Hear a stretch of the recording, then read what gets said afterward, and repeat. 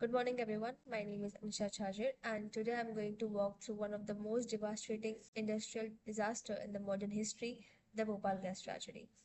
The presentation explores the event that unfolds on December 2nd and 3rd in 1984 in Bhopal, India. We will examine the systematic failures that led to this disaster and catastrophic human and environmental impacts. Through this case study, we will focus on main three themes: the industrial safety, environmental science, and the importance of sound governance in the through this case study, we will focus on three main themes: the industrial safety, the environmental science, and the importance of sound governance in hazardous industry. Now, we will see the introduction and the background of this. Established a pesticide plant in Bhopal, the capital of Madhya Pradesh, India. The capital was designed to manufacture chemicals used in the agriculture of pesticides, a seamless, essential industry for developing the nation focused on agriculture. In this, we will be seeing the introduction and background. In 1969, the Union Carbide, a major American chemical corporation, established a pesticide plant in Bhopal, the capital Madhya Pradesh, which is presently in India. The plant was designed to manufacture chemicals used in agriculture pesticides. However, this plant was built directly to adjacent the densely populated residential area, with hundreds and thousands of people living there in meters away. Fast forward to December 2nd, 1984, just after 11:30, a leakage occurred in the storage of tank of methyl isocyanide, or MIC we can say, a highly toxic gas used in pesticides manufacturing. This leak wasn't contained within hours of toxic cloud was spread across the city, exposing 5 lakh people. By December 3rd, thousands were dead. Exactly, this is the figure which has been distributed till date. Now we will be seeing the environmental and industrial problems. So what exactly went wrong? Let's break it down here. First, the toxic release of MIC, an extremely reactive chemical, a potent to respiratory which causes irritation, meaning it damages the eyes and lungs on contact. When it leaked, it was released directly into the atmosphere with zero containments. Second, the safeguard failure. The plant had multiple safety systems and were either non-functional or deliberately bypassed to cut costs. No early warnings were also there. Public unawareness. The residents had no knowledge that this chemical has been released in the air and which has the hazard caused till today. There were no evaluation drills, no emergency protocols, no preparation whatsoever. Now let's examine the root cause. This wasn't a single failure. It was a cascade of failures driven by cross-cutting and negligence. The investigation revealed that MIC storage tanks were being maintained at unsafe temperature. Moreover, a water washing procedure was not conducted in the morning incident, a procedure that violated the standard operation protocol and directly triggered the chemical reaction. Critically, there was no formal risk assessment of MIC hazard in the local containments. The plant's operators did not systematically evaluate what happened to the leak which occurred all this in the populated densely area.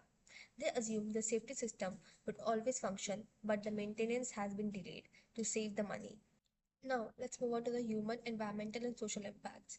The human impact. More than 20k people had caused death. 5 lakh people were exposed to MIC, which causes respiratory problems and chronic diseases.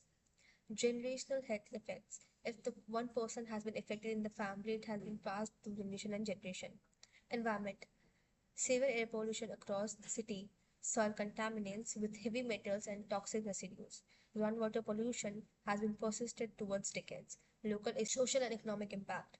Mass displacement of affected communities, loss of livelihood and income, overwhelming healthcare burden, and the long-term legal compensation struggles. Risk analysis. What actually went wrong? Let's look onto the systematical through the risk analysis framework. This disaster exemplifies a failure cascade where industrial growth was prioritized over the safety at the single level. There was no formal risk assessment.